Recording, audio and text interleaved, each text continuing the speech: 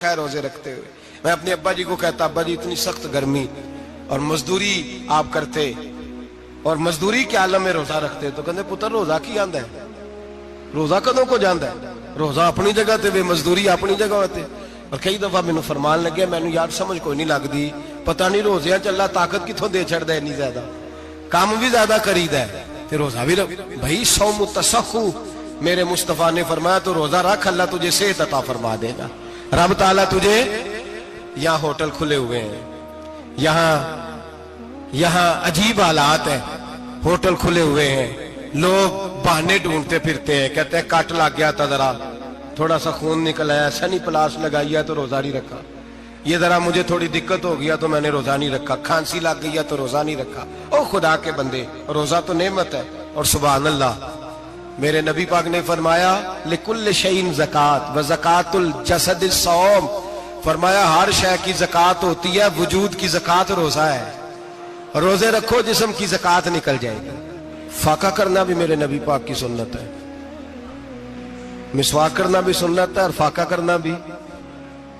مسواک والی سنت زیادہ اپناتے ہیں لوگ, فاقہ کرنا بھی نبی پاک کی سنت ہے. ایک صاحب مجھے کہنے لگے جناب بیٹھ کے کھانا حضور کی سنت ہے. میں نے کہا کبھی کبھی نہ کھانا بھی نبی پاک کی سنت ہے, نہ کھانا بھی حضور کی سنت ہے.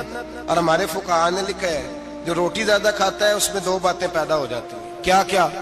ایک بولتا زیادہ ہے, دوسرا سوتا زیادہ ہے, غافل ہو جاتا ہے.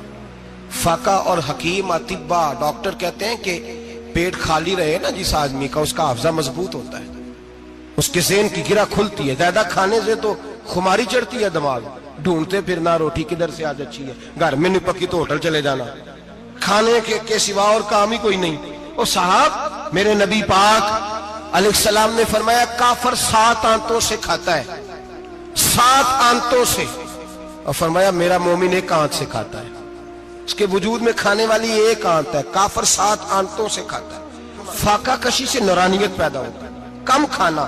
دیکھیں نا نبی پاک صلی اللہ علیہ وسلم نے اللہ سے فاقہ مانگ کے لیا ہے, یا اللہ 1 وقت روٹی دے 1 وقت کا فاقہ دے, مانگ کے لیا ہے نبی پاک نے, مانگ کے.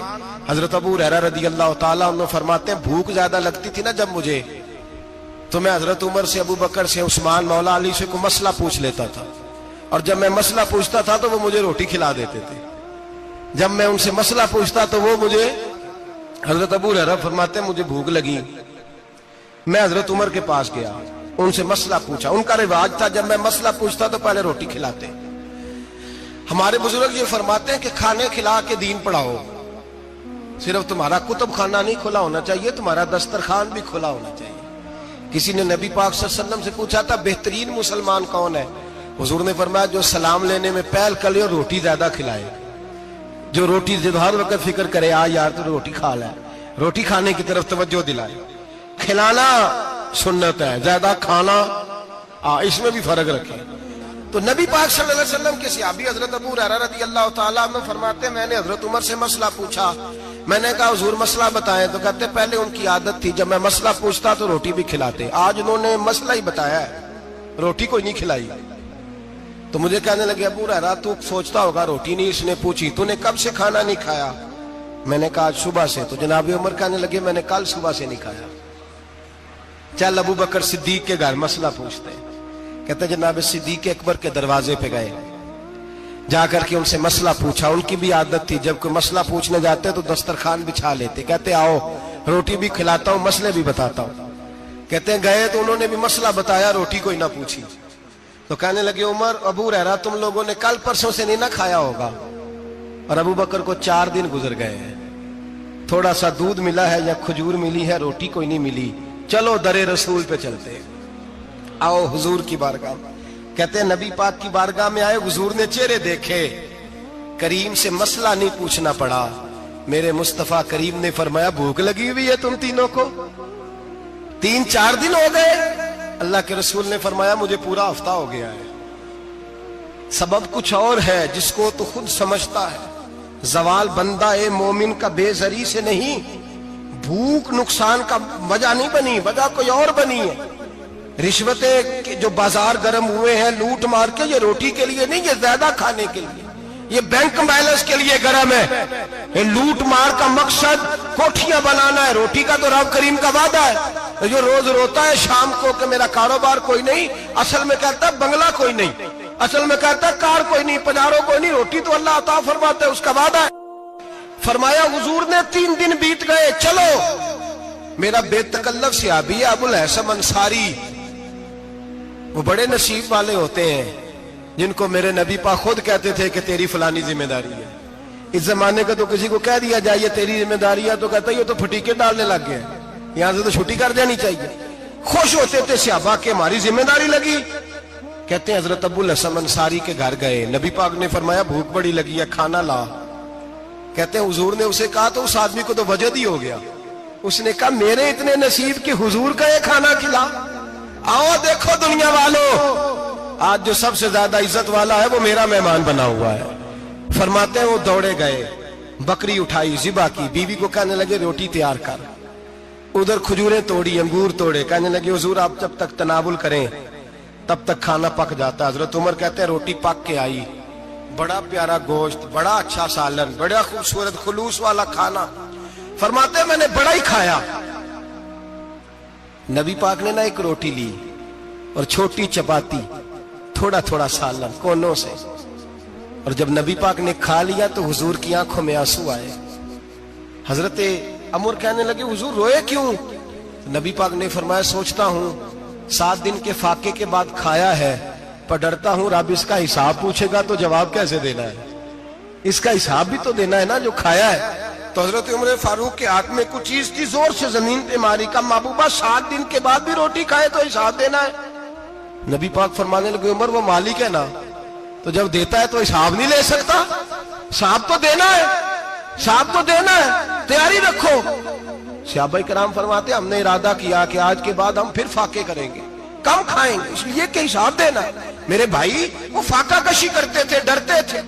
یہاں تو لوگ کھا کے بیمار ہیں، کھاتے جا رہے ہیں، سوتے جا رہے ہیں، کھاتے جا رہے ہیں، سوتے جا رہے ہیں۔ یہ بھی وقت آئے گا رمضان شریف کا، سویرے درس پہ آؤ کہتے نیند بڑی آتی ہے، سویرے 2 سپارے پڑھ کے سویا کرو کہتے صاحب نیند بڑی آتی ہے، فجر کے بعد ہی تو وقت ہوتا ہے اللہ اللہ کرنے کا، شہری کا، کھاتے جا رہے ہیں، سوتے۔ لوگ جماعت سے نماز نہیں پڑھتے، سو جاتے ہیں، جماعت کا ثواب چھوڑ کے سو جائیں گے۔ بھائی رمضان مبارک میں فاقہ کشی کی ٹریننگ ہوتی ہے، فاقہ کشی کی تربیت لے، رمضان میں روکے اپنے آپ کو، تربیت ہوگی۔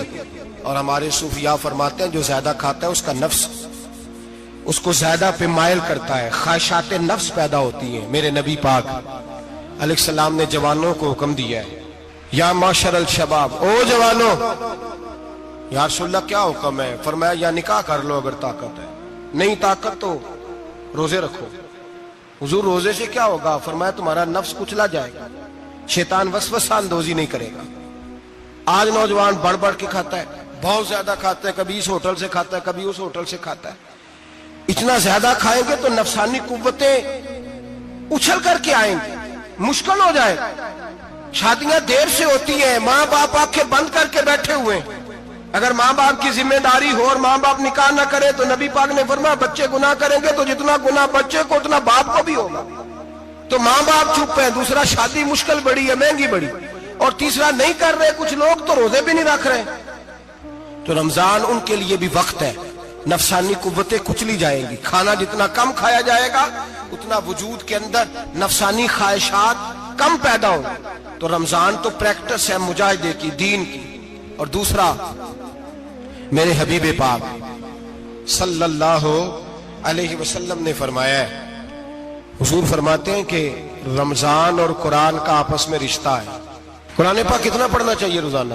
زیادہ سے اللہ جزا دے، امید ہے آپ زیادہ سے زیادہ ہی پڑھتے ہوں گے۔ بھائی سنیں، حدیث مبارکہ میں نبی پاک نے فرمایا رمضان اور قرآن دونوں مل کے نا، بڑی پیاری حدیث ہے، فرمایا دونوں مل کے اللہ کی بارگاہ میں میری امت کی سفارش کریں گے، رمضان اور اللہ اکبر۔ کس طرح؟ نبی پاک فرماتے ہیں رمضان کہے گا اے اللہ دن کے وقت میں نے اسے تیری رضا کے لیے کھانے پینے سے باز رکھا، اور قرآن کہے گا یا اللہ رات کو تیری رضا کے لیے کھڑا ہو کے یہ قرآن سنتا تھا۔ رمضان اور قرآن دونوں سفارش کریں گے۔ ہم نا بڑا کچھ پڑھتے ہیں، سنتے ہیں، سیکھتے ہیں، اب یقین کریں یہ کھاتے بھائی کا بھائی سے اختلاف ہو جائے نا تو وہ 30 سال پرانے کھاتے کھول کے لے آتا ہے, ساری رات ڈھونڈتا ہے کہ میرے پیسے کہاں سے نکلتے, پڑھ لیتا ہے. قرآن پاک کی باری آتی ہے تو نہیں پڑھتے قرآن پاک. ابا جی کا ختم ہوتا ہے تو مانگتے پھرتے ہیں, کہتے 2 قرآن پاک 10 قرآن پاک. یہ باتیں بتانی نہیں چاہیے, کرنی نہیں چاہیے, لیکن چونکہ تربیت کے لیے بیٹھا ہوں تو کر دیتا ہوں. میرے شاگردوں سے پوچھیں, یہاں مدرسہ ہے الحمدللہ, درجنوں طلباء ہیں, اساتذہ ہیں, میرے پیر بھائی ہیں, اور میرا یہ دعویٰ ہے کہ شاید کوئی کسی سے اتنا پیار کرتا ہو جتنے میرے شاگرد اور مرید مجھ سے کرتے ہیں. لیکن میں نے کبھی کسی سے نہیں کہا کہ ذرا سورت فاتحہ پڑھ کے دینا, میں نے اپنے ابا جی کو ثواب دینا ہے. پوچھ لیں کسی سے نہیں کبھی کہا, کبھی نہیں میں نے کہا کہ ذرا مجھے تھوڑا سا قرآن پڑھ دیں. میں اس کو ناجائز نہیں کہتا, پڑھوانا چاہیے, لیکن میں اپنے والدین کے لیے کبھی سوال نہیں کرتا کہ مجھے ذرا پڑھ کے دو, میں نے بخشنا ہے. اس لیے کہ میں نے ذاتی طور پہ روٹین بنائی ہے. میں سمجھتا ہوں کہ کائنات کے اندر میرے اوپر جن لوگوں نے احسان کیے ان میں سب سے زیادہ حصہ میرے ماں باپ کا ہے. میں سمجھتا ہوں اس بات, کتنا نالائق ہوں میں کہ میں 1 مہینے میں ایک قرآن پاک بھی پڑھ کے ان کی روح کو احساس نہیں کر سکتا. میرا یہ طریقہ ہے ذاتی, میں قدغن نہیں لگاتا, میرا ذاتی طریقہ یہ, الحمد سے شروع کرو اور 2 سورتیں چھوڑ کے قرآن پاک ختم کر دو آخری, اور پھر فلق اور ناس صورتیں ساتھ لے جاؤ. یہاں بیٹھ کے سالے ثواب نہیں کرنا, ختم نہیں دلانا, ساتھ لے جاؤ, قبر پہ کھڑے ہو جاؤ اور فلق اور ناس صورتیں قبر پہ بیٹھ کے تلاوت کرو. اور جو قرآن مجید پڑھا ہے ان کی روح کو وہاں احسال کرو. او بھائی, اولاد جب ماں باپ کے لیے پڑھتی ہے تو اسے کہنا نہیں پڑتا اللہ بخش دے, اس لیے کہ اولاد کی نیکیاں خود بخود ماں باپ کے کھاتے میں جمع ہوتی ہیں, خود نیکیاں جمع ہوتی ہیں. میرے بھائی, تو بچوں سے یہ تو مطالبہ کرتا ہے کہ بیٹا اس سال رمضان المبارک میں میرے لیے ستو ضرور بنانا, فلانی چٹنی ضرور تیار کرنا. یہ کیوں نہیں کہتا بیوی سے کہ ڈشیں کم بنانا, تو بھی بیٹھ کے قرآن پاک پڑھ, میں بھی قرآن پاک پڑھتا ہوں. ادھر آؤ بیٹا, یہاں بیٹھ کے تلاوت کرو, میں بھی کرتا ہوں. بیٹی ادھر آؤ, بیٹھ کے قرآن پاک پڑھو. کتنا وقت لگتا ہے؟ حافظ اور قاری اور علماء اگر پڑھے تو 20-25 منٹ لگتے ہیں قرآن پاک کا سپارہ پڑھنے, اور اٹک اٹک کے پڑھنے والا بھی پڑھے تو 1 گھنٹہ لگ جائے گا. اور میرے نبی پاک صلی اللہ علیہ وسلم نے فرمایا جو قرآن پڑھتے ہوئے اٹکتا ہے اللہ اسے ڈبل ثواب عطا فرماتا ہے. فرمایا جو زبانی پڑھے سنگل ثواب, جو دیکھ کے پڑھے اسے ڈبل ثواب. حضور کیوں؟ فرمایا اس لیے کہ میرا قرآن دیکھنے پہ بھی اللہ ثواب عطا فرماتا ہے, قرآن دیکھنے پہ بھی اللہ ثواب دیتا ہے, دیکھنے کا بھی ثواب. رمضان شریف میں قرآن پاک پڑھے, کھول کے پڑھے. اور میرے بھائی, اگر تیرا بچہ پڑھے, اگر تیری بیٹی پڑھے, کائنات کا خوش نصیب باپ وہ ہے کہ بیٹا قرآن پڑھے, چاہے ناظرہ ہی پڑھے. جس کی بیٹی پڑھے, زندگی میں انہیں اس کام پہ لگا جاؤ, مرنے کے بعد بھی پڑھیں گے. امام جلال الدین سیوطی شافعی رحمت اللہ علیہ فرماتے, حضرت عیسیٰ قبر کے پاس سے گزرے, قبر پہ عذاب ہو رہا تھا, اللہ کا غضب برس رہا تھا. جناب عیسیٰ استغفار پڑھتے ڈرتے گزر گئے. تھوڑی دیر کے بعد, چند گھنٹوں کے بعد گزرے تو اسی قبر پہ پھول کھلے ہوئے تھے, رحمت برس رہی تھی. حضرت عیسیٰ علیہ السلام عرض کرنے لگے, مولا تو بے نیاز ہے, میری طاقت نہیں تیرے کاموں میں بولنے کی, پر ابھی تو یہاں عذاب ہو رہا تھا, ابھی رحمت برس رہی ہے. جناب عیسیٰ کہتے ہیں آواز خدا بندی آئی, عیسیٰ بندہ بڑا گناہگار تھا, پاپی تھا, مجرم تھا, خطا کار تھا, لیکن جب اس کا انتقال ہوا, اس کی بیوی حاملہ تھی, اس کے پیٹ میں بچہ تھا, بچہ اس کے انتقال کے بعد پیدا ہوا. آج وہ 4-4.5 سال کا ہوا ہے, مکتب میں گیا ہے, مدرسہ میں گیا ہے, استاد نے بسم اللہ شریف پڑھائی ہے. فرمایا اس نے توتلی زبان سے کہا ہے بسم اللہ الرحمن الرحیم, کہ ایسا مجھے بتلا اس زمین پر وہ معصوم جسے ابھی رحمان اور رحیم کہنا نہیں آتا, وہ توتلی زبان سے مجھے رحمان اور رحیم کہے, اور میں اسی زمین پہ اس کے باپ کو عذاب دوں. فرمایا اس نے 1 بار رحمان اور رحیم کہا ہے, میں نے اس کی باپ کی قبر کو نور سے معمور فرما دیا ہے, نور سے بھر دی ہے قبر, برکت سے بھر دی ہے. اللہ کرے میرے بیٹے بھی قرآن پڑھے, اللہ کرے میری بیٹیاں بھی قرآن پڑھے, اللہ کرے ہم سب کی اولادیں قرآن پاک پڑھے. لیکن نا امام اعظم ابو حنیفہ رمضان میں 61 قرآن پاک پڑھتے تھے. کتنے؟ 60 تے 1, اللہ اکبر. 1 قرآن پاک دن میں پڑھتے پورا, 1 رات کو پڑھتے, 1 تراویح میں پڑھتے. 61 قرآن پاک امام صاحب پڑھتے. آپ فرماتے ہیں میں نے چھوڑ دیے سارے وظیفے، میں صرف رسول اللہ کا قرآن پڑھتا ہوں۔ رمضان سارا قرآن پاک، سارا رمضان۔ اب تو عادت ہی نہیں رہی ہمیں قرآن پاک۔ اگر لوگ ناراض نہ ہو تو محفل نعت ہوتی ہے تو تلاوتیں کتنی ہوتی ہیں، اور نعتیں ہم نے ذوق ہی نہیں بنایا، ذوق ہی نہیں بنایا ہم نے تلاوت قرآن کا، اس لیے کہ قراء، علماء، فقراء ان کو ہم تیار ہی نہیں کر رہے، ہم تو ایکٹر پال رہے ہیں جو پیسے لیتے ہیں نعت خوانی کے، معاذ اللہ۔ او میرے بھائی، کیا قرآن میرے نبی کی نعت نہیں؟ حضرت عائشہ صدیقہ رضی اللہ تعالیٰ عنہ کے پاس صحابہ گئے، کہنے لگے اماں جی ہمیں نبی پاک کا اخلاق بتلائیں۔ اماں جی کہنے لگی جاؤ جا کے قرآن پاک پڑھو، کالا خلقہ القرآن، سارا قرآن میرے نبی کے اخلاق کا ہی نام ہے، یہ ساری نعت ہے، یہ ساری نعت ہے۔ اس نعت کو سننے لوگ کیوں نہیں آتے؟ اتنا رش میں اپنے نعت میں اتنا تراویح پہ کیوں نہیں ہوتا؟ اور ملت کا جوان یاد رکھے، بوڑھے تراویحاں پڑھتے ہیں، ضعیف تراویحاں پڑھتے ہیں، گھٹنوں میں درد ہے تراویحاں پڑھتے ہیں، بیمار بوڑھے تراویحاں پڑھتے ہیں، جوان وہاں چوک میں کھڑے۔ کیا جوانی اس لیے ہے چوکوں میں کھڑا ہوا جائے؟ کیا جوانی اس لیے ہے کہ سعودی عرب جانے کے لیے پاسپورٹ بنانا ہو تو 2.5 گھنٹے کھڑا رہے تو؟ شناختی کارڈ کے دفتر تو کھڑا رہے، پروٹیکٹر کے لیے کھڑا رہے، کافروں کے سامنے کاسا لیسی کرنے کے لیے تو کھڑا رہے، تو نوکری پہ جائے تو ساری رات کھڑا رہے، اور تو قرآن کے لیے کھڑا نہیں ہوتا؟ میرے محبوب نے فرمایا من قام ایمانا واحتسابا غفر له ما تقدم من ذنبه، فرمایا جو رمضان المبارک میں اللہ کی رضا کے لیے گناہوں کی معافی کے ارادے سے قیام کرے گا، راتوں کو عبادت کرے گا، اللہ اس کے پچھلے سارے گناہ معاف فرما دے گا۔ نوجوان ارادہ کریں، پروگرام بنائیں کہ انشاءاللہ قرآن پڑھنا بھی ہے، قرآن پڑھوانا بھی ہے، سننا بھی ہے، اور انشاءاللہ بولیے سننا بھی ہے اور پڑھنا بھی ہے اور پڑھانا بھی۔ ہمت کریں، دلیری کریں، آکے کھڑے تو ہو، اللہ توفیق عطا کرے گا۔ پہلی بات یہ کہ روزہ رکھیں، دوسری بات یہ کہ قرآن پاک کی تلاوت کریں، اور روزہ رکھیں تو روزے کے سارے حسن سمیت اسے رکھیں۔ نبی پاک نے فرمایا رمضان غمخواری کا مہینہ ہے، غمخواری کریں۔ ہمارے زمانے میں 2 قسم کی تکلیفیں ہیں، ایک تو غریب آدمی، اس کا حال یہ ہے کہ وہ مانگتے ہی گزارا کرنا چاہتا ہے، اس نے ہاتھ یوں کر لیا ہے تو اب اس کا یوں ہونے کو تیار نہیں۔ ضرورت اگر کسی آدمی کو کسی دروازے پہ لے جاتی ہے تو برا نہیں، لیکن سوال کا اپنے اوپر دروازہ کھول لینا یہ ٹھیک نہیں۔ فاقہ کشی پیدا کریں، حوصلہ پیدا کریں، تھوڑے پہ گزارا کرنا سیکھیں۔ غریبوں کو بھی اجازت نہیں کہ وہ نکل کھڑے ہوں میدان میں مانگنے کے لیے، ٹولیاں نکلتی ہیں رمضان میں، جتھے نکلتے ہیں خیرات کٹھی کرنے میں، بچیں۔ میرے نبی پاک صلی اللہ علیہ وسلم نے فرمایا جس نے بغیر ضرورت کے سوال کیا، جب قیامت کے دن آئے گا تو اس کے چہرے کے اوپر گوشت نہیں ہوگا، صرف ڈھانچہ ہی ہوگا۔ اتنی بھیانک صورت میں آئے، بغیر اشد ضرورت کے سوال نہ کر، کبھی سوال نہ کر۔ اور امیروں سے گزارش ہے کہ رمضان ہمدردی کا مہینہ ہے، ہمدردی کریں تو سامنے والے کی عزت کا بھی خیال کریں۔ یہ بات درست ہے کہ غریب سیاڑا نہیں ہوتا، اس لیے کہ جس کی جیب میں پیسے نہیں ہوتے بھائی اسے عقل بھی نہیں ہوتی، جس کے گھر کار نہیں ہوتی اسے چلانے کا طریقہ، جس کے گھر اوون نہیں ہوتا اسے چلانے کا طریقہ بھی نہیں آتا، جس کے گھر میں چیزیں ہوتی ہیں اسے چلانا بھی آ جاتا ہے، جدے گھر دانے اودے کملے بھی اس کے سیانے ہو جاتے ہیں۔ تو چودھری صاحب، سیٹھ صاحب، نواب صاحب آٹا تقسیم کرتے ہیں، کھڑے ہو کے فوٹو کھچاتے ہیں، فیس بک پہ دیتے ہیں، اور ایک آٹے کا تھیلا اور 10 اخباروں میں فوٹو۔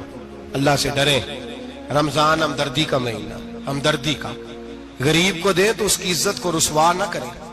میرے نبی پاک علیہ السلام کے صحابی حضرت عبداللہ ابن عمر رضی اللہ تعالیٰ عنہ ڈھونڈ کے لاتے تھے مسکینوں کو، ڈھونڈ کے، اور جب لاتے تھے تو اپنے دسترخوان پر بٹھا کر اپنے ساتھ افطاری کرایا کرتے تھے۔ اور پھر فرمایا اللہ تعالیٰ نے لن تنالوا البر حتی تنفقوا مما تحبون، اللہ کے راستے میں وہ چیز دینی ہے جو تمہیں زیادہ پیاری ہو۔ کون سی چیز جو تمہیں؟ میں تھوڑا سا بے باک ہوں، بعض دوستوں کے ساتھ، سب کے ساتھ نہیں۔ ایک دوست مدرسے میں گھی دینے آئے ایک دفعہ، تو وہ والا گھی دے گئے جو سب سے سستا تھا۔ تو میں نے کہا مجھے دیانتداری سے بچائے، آپ یہی کھاتے ہیں گھر میں؟ کہنے لگے نہیں۔ تو میں نے کہا پھر ہم نے بچے مارنے کے لیے تو نہیں نہ رکھے ہوئے، کیا وہ والا گھی اللہ کے راستے میں پیاری چیز دے رہی ہے نا؟ اس لیے گلے گلے نوٹ لوگ مسجد کے گلے میں ڈال جاتے ہیں, پھٹے ہوئے ڈال جاتے ہیں, کہتے ہیں جوڑ لیں گے مولوی صاحب. اور خدا کے بندے پیاری چیز دینی تھی تو نے, اور تو نے اس کا ترجمہ الٹ کر لیا ہے. سمجھ لے رمضان المبارک میں کسی غریب کی مدد کرنی ہے تو ساتھ اس کی عزت بھی کرنی ہے. نبی پاک علیہ السلام کے دروازے پر جب یہ جملہ ایک ہے لیکن بڑا قیمتی ہے. صحابہ کہتے ہیں جب ہم دروازہ رسول پہ جاتے تھے خیرات بھی ملتی تھی اور عزت بھی ملتی تھی. خود بھیک دے خود ہی کہیں منگتے کا بھلا ہو. خیرات بھی ملتی تھی اور عزت بھی ملتی تھی. نبی پاک ساتھ عزت بھی دیتے تھے, مسکین کو غریب کو دیں اور خیر خائی کریں. جوتے بیچنے والے جوتوں کے ریٹ سستے کریں, کپڑا بیچنے والے کپڑے کا ریٹ, درزی صاحب بھی ریٹ سستا کریں, دکاندار بھی چیزوں کا ریٹ, حکیم صاحب پیسے کم لیں, ڈاکٹر پیسے کم کریں, حکومت نرخوں میں کمی کرے, اور یہ کام اجتماعی طور پہ کریں. میرے نبی پاک نے فرمایا رمضان غمخواری کا مہینہ ہے, اس میں غمخواری کرنی ہے, دوسرے کا خیال کریں, اظہار کریں, قربانی کریں. یہاں ہر چیز کا ریٹ بڑھ جاتا ہے رمضان شریف میں. ہر آدمی کہتا ہے میرا سیزن آ گیا ہے, توجہ بڑھائیں, خیال کریں, غمخواری کا مہینہ ہے. اور پھر آپ لوگوں سے یہ بھی گزارش ہے کہ رمضان المبارک کا جب مہینہ آئے تو جس آدمی کے ساتھ نیکی کرنی ہے وقت پہ کریں. کسی غریب کو پیسے دینے ہیں, کپڑے دینے ہیں تو یکم رمضان کو دیں. میں اکثر دوستوں سے پوچھتا ہوں, میں کہتا ہوں قاری صاحب نو جوڑا کدو دیندے ہو؟ کہندے 27ویں والے دن. میں کہ مینوں لگ گئی سمجھ, تہاڈی سازش ہے کہ جڑے سواں کے پا نہ لوے. ایویں مولوی چودھری صاحب دے نال دے کپڑے پا لے تے کتے لکھیا اینوں دینا ہے 27ویں. تسی دسو 27ویں والے دن کو درزی سی کے دیندا ہے, اونوں 3 گنا بھی پیسے دئیے تے کہندا جڑے باقی نے انہاں دے نہیں بٹن پہ لگ دے میرے کولوں, کتھوں جوڑا سی کے. تو کس دن دیتے ہو قاری صاحب کو؟ کیا مقصد ہے؟ پہننے کے لیے دے رہے ہو یا اس لیے دے رہے ہو کہ نہ پہن سکے؟ تو بھائی آپ جب کسی کو کچھ چیز دیں گے تو کب دیں گے؟ جب وہ استعمال کر سکے. غریب کو لوگ فطرانہ دینے جاتے ہیں عید سے 1 دن پہلے, تو کیا کرے گا اس کا؟ نہ تو کپڑے خرید سکا نہ روٹی لا سکا. بلکہ میرے حضرت صاحب فرماتے ہیں رمضان سے پہلے دے دو, رمضان کی نیت کر کے رمضان سے 1-2 دن پہلے دے دو, اللہ رمضان جتنا ثواب ہی عطا فرمائے گا. رمضان سے پہلے دو جس کو کچھ ہے دن, قبل از وقت تیاری کرو. اور میرے قبلہ حضرت صاحب فرمایا کرتے اپنے کپڑے بعد میں, غریب کے بچوں کے کپڑے پہلے, اپنے گھر کی ضروریات بعد میں, غریبوں کی ضروریات. اس لیے کہ اللہ پاک نے ان کا رزق بھی ہمارے گھر بھیج دیا ہے. ہماری ڈیوٹی لگائی ہے کہ تم نے بانٹنا, بانٹنے والے بنو. اور یہ ذہن بنائے کہ پتہ نہیں کس کا حصہ تھا جو اللہ نے میرے گھر بھیجا. یہ ذہن بنا کے بانٹ. اور جس کو دینے جائیں, ہاں آپ کو اجازت ہے تھوڑا بہت پتہ کرنے کی, لیکن تھوڑا بہت تفتیش کرنے کی اجازت, بال کی کھال اتارنے کی اجازت. میں نے دیکھا ہے لوگ غریبوں کا انٹرویو لیتے ہیں, تیرا تو فلانا کمانے والا نہیں, تیرا تو فلاں بچہ. او بھائی بہت سارے غریب ایسے ہیں, بڑے ہیں, جو کمانے کی کوشش کرتے ہیں لیکن ان کا سبب نہیں بنتا. ہاں ہے ایسے لوگ جو سعودی عرب چلے گئے ہیں, کہتے ہیں تیرا تو فلاں باہر نہیں گیا. گیا ہے, لیکن سارے سعودی عرب جانے والے بھی مال کمانے کی طاقت نہیں رکھتے. کئی وہاں بھی بیٹھ کے بیچارے قرضوں میں الجھے ہوئے ہیں, وہاں والوں کے ظلم کا شکار ہیں, بہت ساری آزمائشوں میں. تو تفتیش کرتا ہے. میرے امام شافعی کا ایک جملہ اگر آپ کو یاد رہ گیا تو بات بن جائے گی. امام شافعی رحمت اللہ, بلکہ حضرت غوث اعظم جیلانی کے پاس وہ بات آپ کو زیادہ فائدہ دے گی. حضرت غوث اعظم جیلانی کو ان کا ایک مرید سمجھانے لگ گیا, کہنے لگا حضرت جی آپ سب کو دیتے رہتے ہیں, ہر بندہ مستحق نہیں ہوتا, ذرا ٹٹول کے دیا کریں. تو غوث اعظم جیلانی فرمانے لگے بھائی مجھے تو لگتا ہے تو بھی ان چیزوں کا مستحق نہیں تھا جو اللہ نے تجھے عطا کر دی ہے. پہلے تو بتا تو مستحق تھا, تجھے اپنی حیثیت اوقات کا پتہ ہے جو اللہ نے تجھے دے دی ہے؟ طاقت تھی, کوالٹی تھی, تیرے اندر وہ صلاحیت تھی. رب نے تو نہیں تیری تفتیش کی کہ تو قابل ہے کہ نہیں, تو اللہ کے بندوں کی تفتیش کرتا پڑتا ہے. امام شافعی فرمایا کرتے, امام شافعی فرماتے رب تجھے پرکھ کے نہیں دیتا, ٹٹول کے نہیں دیتا, رسوا کر کے نہیں دیتا. تو غریبوں کے ساتھ یہ سارا ظلم کیوں کرتا ہے؟ بس پتہ چل گیا وہ ضرورت مند ہے تو دے. اس لیے کہ اجر تجھے غریب نے نہیں دینا, اجر اللہ نے دینا ہے. اور اللہ اجر عمل پہ نہیں دیتا, اللہ تو نیت پہ اجر عطا فرماتا ہے. تو نیت دیکھ تیری کس طرح کی. تو میرے بھائی غریب کو دیں, قبل از وقت دیں. رمضان مبارک میں چوتھا کام, بات آخری اور چوتھا کام سنیں. رمضان میں دین سیکھیں. شیطان قید ہوتا ہے, زیادہ سے زیادہ، اور جب آدمیوں کا پیٹ خالی ہوتا ہے نا تو ذہن جو ہوتا ہے نا وہ بھی اس کا فریش ہوتا ہے، اس میں کوشش کریں دین سیکھنے کی۔ میرے نبی کریم صلی اللہ علیہ وسلم نے اس دین کو علم کا دین قرار دیا ہے، شعور کا دین قرار دیا ہے، فہم کا دین قرار دیا ہے۔ نبی پاک صلی اللہ علیہ وسلم نے فرمایا ایک عبادت کرنے والا عشاء کے بعد کھڑا ہو اور فجر تک نماز پڑھتا رہے، ایک عالم دین عشاء پڑھ کے سو جائے، اٹھ کے فجر پڑھ لے، تو وہ 70 عبادت کرنے والوں کا درجہ زیادہ نہیں، عالم کا درجہ پھر بھی زیادہ ہے، اس عالم دین کا درجہ زیادہ ہے، اس لیے کہ وہ لوگوں کو آگاہی دیتا ہے، شعور بخشتا ہے۔ یہ دین جو ہے یہ، اور نبی پاک صلی اللہ علیہ وسلم نے فرمایا عبادت کرنے والے پر عالم کا درجہ اتنا ہی زیادہ ہے جتنا میرا درجہ اپنے غلاموں پر زیادہ ہے۔ عالم کو حضور نے اتنا بڑا مقام دیا، دین سیکھیں، شعور حاصل کریں، یہ فقاہت کا دین ہے، شعور حاصل کرنے کا دین ہے۔ اور نبی پاک صلی اللہ علیہ وسلم نے فرمایا دین کی ایک بات سیکھ لینا 1000 نفل پڑھنے سے زیادہ درجہ رکھتی ہے، دین کی ایک بات سیکھ لینا 1000 جنازے میں شرکت سے زیادہ درجہ رکھتی، دین کی ایک بات سیکھ لینا، میرے نبی پاک صلی اللہ تعالی علیہ وسلم ارشاد فرماتے 1000 مریض کی عیادت کرنے سے زیادہ درجہ رکھتی ہے۔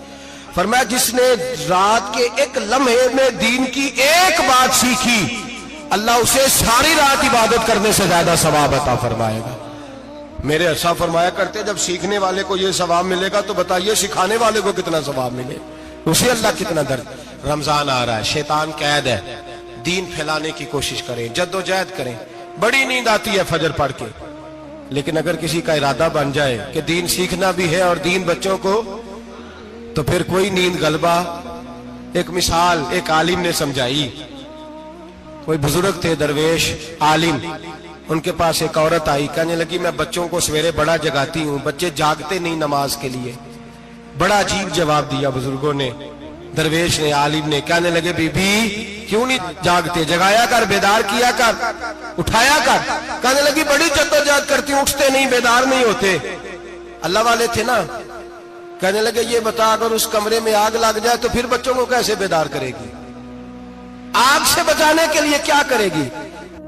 پھر تو بالوں سے پکڑ بھی گھسیٹنا پڑا تو گھسیٹ کے کمرے سے لاؤں گی، پھر تو چوٹیں لگتی ہیں تو لگ جائے، پھر میں پرواہ نہیں کروں گی۔ آپ فرمانے لگے یوں سمجھ لے جہنم کی آگ جل رہی ہے، اگر تیرے بچے نے نماز نہ پڑھی تو آگ لگ جائے گی، اگر اس نے عبادت نہ کی تو اسے آگ، اب جیسے بھی تجھے اٹھانا پڑتا ہے اٹھا گھسیٹ کے باہر لا، لیکن اس کی نماز قضا۔ نیند بڑی آ رہی ہے سویرے، لیکن اگر دین نہ سیکھا تو مشکل ہو جائے گی۔ جیسے بھی اپنے آپ کو جگانا چاہیے، ہمت کرنی چاہیے، دلیری کرنی چاہیے۔ بسم اللہ الرحمن الرحیم۔ یا ایہا الذین آمنوا کتب علیکم الصیام کما کتب علی الذین من قبلکم لعلکم تتقون۔ قال النبی صلی اللہ علیہ وسلم لکل شیء زکاۃ وزکاۃ الجسد الصوم، او کما قال صلی اللہ علیہ وسلم صدق اللہ العظیم وصدق رسولہ النبی الکریم۔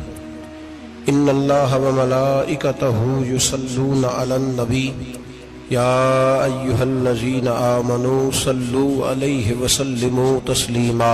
اللہم صل علی سیدنا ومولانا محمد معدن الجود والکرم وآلہ وصحبہ وبارک وسلم۔ حمد و صلاۃ کے بعد قرآن مجید سورہ بقرہ، اللہ تبارک و تعالی نے ارشاد فرمایا یا ایھا الذین آمنوا کتب علیکم الصیام، اے ایمان والو تم پر روزے فرض کیے گئے، کما کتب علی الذین من قبلکم، اسی طرح جس طرح تم سے پہلے لوگوں پر فرض کیے گئے تھے، لعلکم تتقون، تاکہ تم پرہیزگار ہو جاؤ، متقی ہو جاؤ، اللہ سے ڈرنے والے بن جاؤ، گناہوں سے بچنے والے بن جاؤ، اپنی زندگی کو رب رسول کے احکامات کی روشنی میں گزارنے والے بن جاؤ۔ روزہ ایک پریکٹس ہے، ایک مجاہدہ ہے، ایک جد و جہد ہے۔ جد و جہد کس چیز کی؟ اللہ کی رضا کے مطابق اپنے آپ کو ڈھالنے کی جد و جہد۔ صوم کا لغوی معنی ہوتا ہے رک جانا، حلال رزق سامنے پڑا ہے، حلال مشروب سامنے پڑا ہے، حلال رشتہ بیوی کا موجود ہے، لیکن ان سب چیزوں سے حالت روزہ میں رکنا، اللہ کی رضا کے لیے رکنا، اس کا نام روزہ ہے۔ صوم کا معنی رکنے کے ہیں، پرہیز کرنے کے ہیں، بچنے کے ہیں۔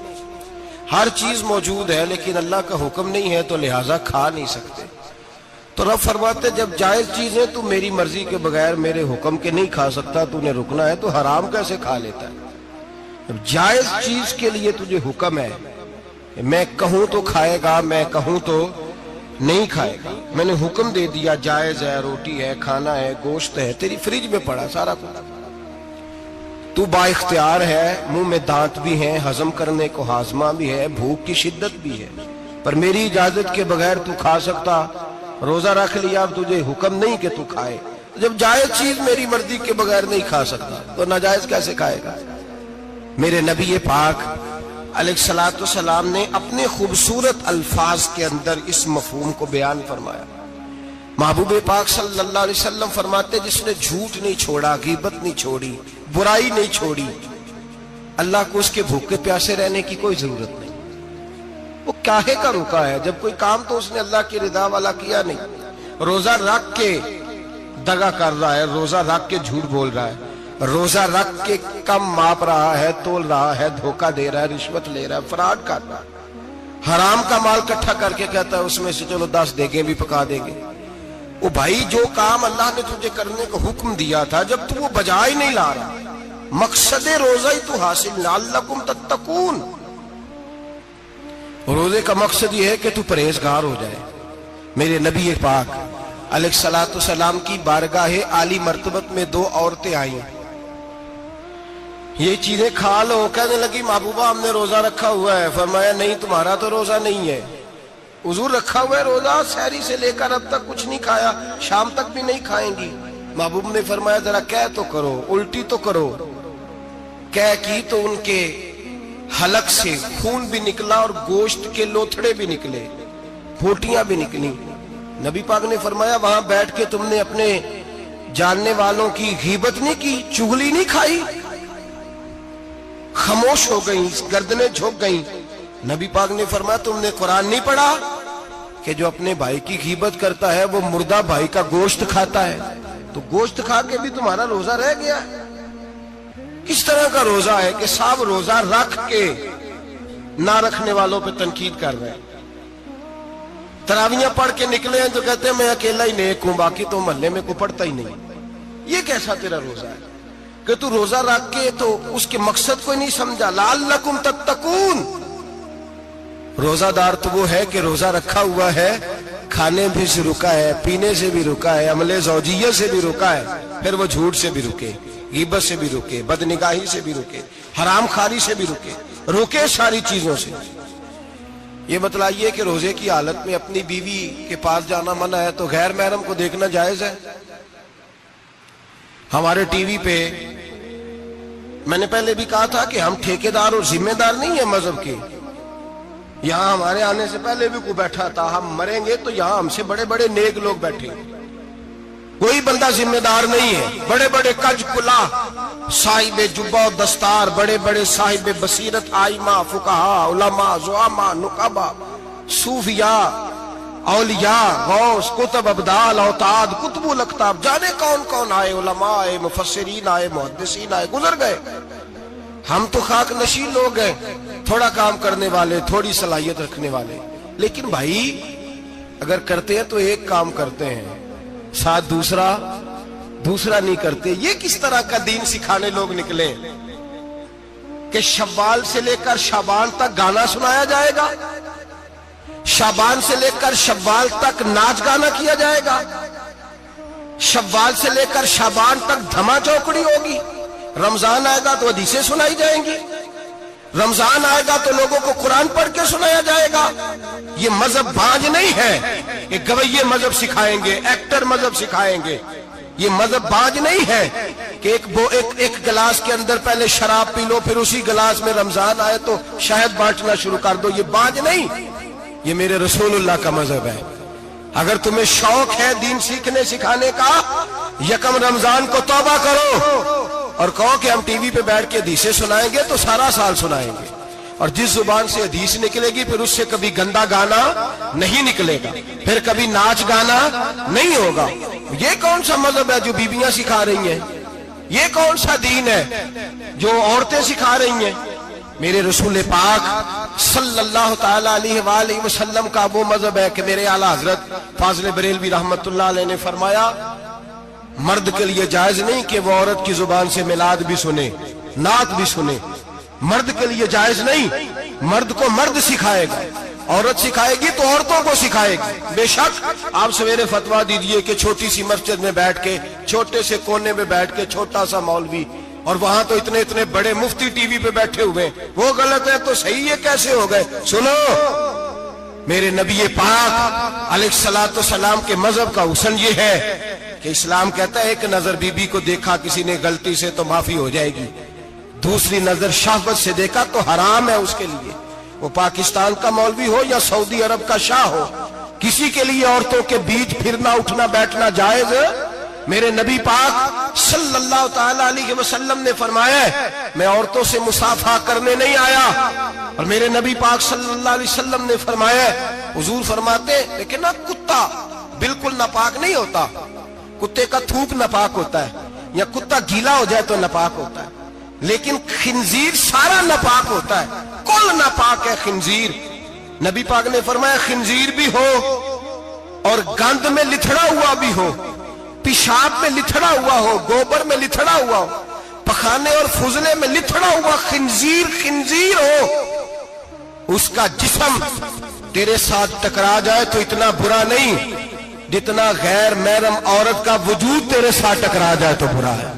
اس حد تک میرے نبی پاک صلی اللہ علیہ وسلم اور گنبد کے معاملے میں فتویٰ دینے والے، یا رسول اللہ کہنے پر کفر کا فتویٰ دینے والے اور بڑی بڑی باتیں کرنے والے خاموش کیوں ہو گئے؟ یا ایھا الذین آمنوا لا تتخذوا اليہود والنصارى اولیاء، رب فرماتا ہے یہودیوں اور عیسائیوں کو دوست نہ بناؤ، یہ تمہارے دوست ہو سکتے، یہ تمہارے سجن ہو سکتے؟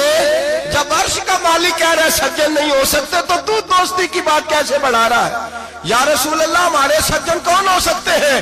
فرمایا تمہارا دوست وہ ہو سکتا ہے جو محمد عربی کا غلامی کرنے والا ہو، جو رسول اللہ کی نوکری کرنا ہو دوست ہوگا، دوسرا دوست ہو سکتا؟ کوئی ایکٹر مذہب نہیں سکھائے گا، کوئی گویہ مذہب نہیں سکھائے گا۔ حضرت جناب سیدنا جنید بغدادی، بغداد کے پیر سے کسی نے پوچھا تھا آج سے 1100-1200 سال پہلے، وہ تو زمانہ ویسے نیکی اور پرہیزگاری کا تھا، کہا بابا جی مرد اور عورت نیک ہو، بغیر پردے کے، بغیر حجاب کے، بغیر دیوار کے بیٹھ کر ایک دوسرے کو دین سکھا سکتے؟ حضرت صاحب بتائیے، مرد اور عورت نیک ہو تو بغیر پردے اور حجاب کے ایک دوسرے کو دین سکھا سکتے ہیں؟ تو حضرت جنید بغدادی فرمانے لگے سکھانے والا حسن بصری ہو اور سیکھنے والی رابعہ بصری ہو تو پھر بھی بغیر پردے کے بیٹھنے کی اجازت نہیں۔ تو مفتی صاحب کو اجازت کس نے دی؟ مولانا صاحب کو اجازت کس نے دی؟ بڑا وہ نہیں ہوتا جو ٹی وی پہ زیادہ آتا ہے، بڑا وہ ہوتا ہے جو رسول اللہ کے دین پہ عمل زیادہ کرتا ہے۔ حضرت عبداللہ ابن مسعود رضی اللہ تعالیٰ عنہ فرماتے زیادہ باتیں کرنے والا عالم نہیں ہوتا۔ حضور پھر عالم کون ہوتا ہے؟ فرمایا پڑھو قرآن، انما یخشی اللہ من عبادہ العلماء، فرمایا بڑا عالم وہ ہوتا ہے جو اللہ سے زیادہ ڈرتا ہے، اس لیے کہ رب فرماتا ہے میرے بندوں میں سے جو عالم وہ ہیں جو اللہ سے زیادہ ڈرتے ہیں، خوف رکھتے ہیں۔ تو میرے بھائی رمضان المبارک میں بچنا ہے، پرہیز کا وقت ہے، تو کوئی شخص بھی کوئی شو نہ دیکھے، میری منت ہے آپ حضرات، کوئی شو نہ دیکھے۔ عورت کا تو پردہ ہے تو ہمیں تو تماشے پہ لگا دیا گیا، عجیب قسم کے ایکٹر آ گئے اور وہ مذہب سکھا رہے ہیں۔ میری اپیل ہے آپ سے کہ سحری افطاری کے وقت ٹیلی ویژن بند رکھیں، کیا چیز کھول کے رکھیں؟ یا قرآن کھول کے رکھیں یا رسول اللہ کا فرمان کھول کے رکھیں، اللہ رسول کی طرف توجہ رکھیں، وہ سیکھنے سکھانے کا وقت ہے۔ چھوڑے گویوں سے دین سیکھا جائے گا، ہمیں کوئی شکوہ نہیں، یہ پکی توبہ کریں، سویرے آئیں آ کے دین سکھائیں، اور میں ان سے بھی اپیل کروں گا کہ آؤ دین سکھاؤ۔ حضرت فضیل بن عیاض فرماتے ہیں میں ڈاکو تھا، کبھی کبھی چھپ چھپا کے جمعہ پڑھا کرتا تھا، پھر میں نے توبہ کی تو سچی توبہ کی، پھر میں نے توبہ کی تو رب کو راضی کرنے والی توبہ کی، پھر میں نے توبہ کی تو چھوڑی ہر شے गरीबों का लूटा हुआ माल वापस किया, जिसके पैसे न दे सका उसके घर में जाके उसकी भैंसों को चारा डाला, उसके ऊंटों की खिदमत की, मैंने कर्जे चुकाए। फरमाया मैं सच्ची तौबा करके मस्जिद आया, जिस खतीब के पीछे मैं जुमा पढ़ा करता था वो मेरे हाथ पे बैठ करके मुरीद हो गया। अल्लाह तबारक व तआला ने अपने बंदों के दिल मेरी तरफ फेर दिए, फिर तुम्हें उसमें इनाम देने की जरूरत नहीं पड़ेगी, फिर तुम कुटिया नशीन बन के भी दीन फैलाओगे तो अल्लाह उसमें तासीर पैदा फरमा देगा। तो रोजे का माना रुकना है। रोजे का माना बोलिए, रोजे का माना रुकना। किससे? झूठ से, गीबत से, बदी से, बदनिगाही, खाने पीने। रोजा किस पे फर्ज है? अमीरों पे कि गरीबों पे? जी कहने ने मैं तो काम ही मेरा तो काम ही मेहनत मजदूरी वाला, मैं कैसे रोजा रखूं? मैं तो दिहाड़ी लगाता हूं तो रोजा कैसे रखूं? मैंने नहीं किसी हदीस में पढ़ा कि रोजा वो रखे जो दफ्तर में बैठता है। सहाबा के जमाने में तो दफ्तर होते ही नहीं थे, किसी जगह नहीं लिखा हुआ रोजा वो रखेगा जो एसी में बैठता है, तब तो एसी थे ही नहीं। हजरत अबू बकर सिद्दीक रज़ी अल्लाह तआला अन्हु से लेकर जनाब बिलाल तक सारे अपने हाथ से काम करते, सारे अपने हाथ से काम करते, सारे। हजरत उमर फारूक रज़ी अल्लाह तआला अन्हु खलीफा वक्त होने के बावजूद माले गनीमत के ऊंट चढ़ने जाते थे तो चरागाह में छोड़ने में जाते थे, लेने भी आते थे वापस। सारे लोग अपने हाथों से मुशक्कत वाले काम करते। हजरत बिलाल मजदूरी करते, सलमान फारसी मजदूरी करते, मिकदाद मजदूरी करते, सहाबा मजदूरियां करते, रोजे रखते। और रमजान के जाने का वक्त होता तो दर रसूल पे खड़े होकर अर्ज करते, महबूबा दिल नहीं भरा, दिल करता है कभी रब सारा साल ही रोजे अता करे, सारा साल रमजान दे तो हम सारा साल रोजे रखने को तैयार है। जज्बा था, ताकत थी, हिम्मत थी। आज नौजवान लड़का है, कहता है मुझसे भूख बर्दाश्त नहीं होती। मेरे भाई, रब बीमारी ला देना, अल्लाह से दुआ मांगे, अल्लाह शिफाएं अता फरमाए, और दुआ करें अल्लाह आजमाइश से महफूज फरमाए। आप यकीन करें, मैंने लोगों को देखा है, हलक से कतरा नहीं उतरता, खुराक की नाली लगी हुई है, आला ग़िज़ाएं पकी हुई पड़ी है। अर्श का मालिक कहता है मैं तेरे हलक से गुजरने नहीं दूंगा, कानून बन गया। मैंने देखा है ड्रिप पे लोग जिंदा है, बोतल लगी हुई है, ग्लूकोज की, गुजारा चल रहा, आला ग़िज़ाएं पड़ी हैं, लाखों रुपया तिजोरी में पड़ा है। मालिक कहता है तू नहीं खा सकता, तो वो खाने नहीं देता, नहीं खाने देता। एक शख्स यूरोप के इलाके का, मैं किसी कालम नवीस का पढ़ रहा था, वो कहता मेरी खरबों में जायदाद है, लेकिन मेरे मैदे में ऐसी तकलीफ है कि मैं आटे को छान कर जो ऊपर से बूरा निकलता है सिर्फ वो खा सकता हूं, उसके अलावा मैं कायनात की कोई नेमत खा नहीं सकता। और मेरे भाई, वो जब चाहे तो बड़े बड़े खाने खाने से तुझे रोक दे, तेरे दांत चबाने के काबिल ना रहे, जुबान निगलने के काबिल ना रहे, मैदा तेरा हजम करने के काबिल ना रहे, वो जब चाहे तो जो मर्जी कर ले। वो कहता चल तू मेरी मर्जी पे चलना, एक महीना मेरे कहने पे ना खा, एक महीना मेरे कहने पे ना खा, तो या अल्लाह तू क्या करेगा? फरमाया सौमु तसहु, मेरे नबी पाक ने फरमाया तुम रोजे रखो, अल्लाह तुम्हें सेहत अता फरमा देगा, अल्लाह तंदुरुस्तियां दे देगा, शिफाएं दे देगा। तुम रोजे रखो, अल्लाह तुम्हें, सुभान अल्लाह, अल्लाह तुम्हें, अल्लाह ताकत देता है, हिम्मत देता है, अल्लाह हिम्मत देता है। मैंने देखा है, मैंने बुजुर्गों को देखा है, ज़ईफ लोगों को देखा है, कमजोर लोगों को देखा है, मैंने देखा रोजे रखते हुए, मजदूरों को देखा।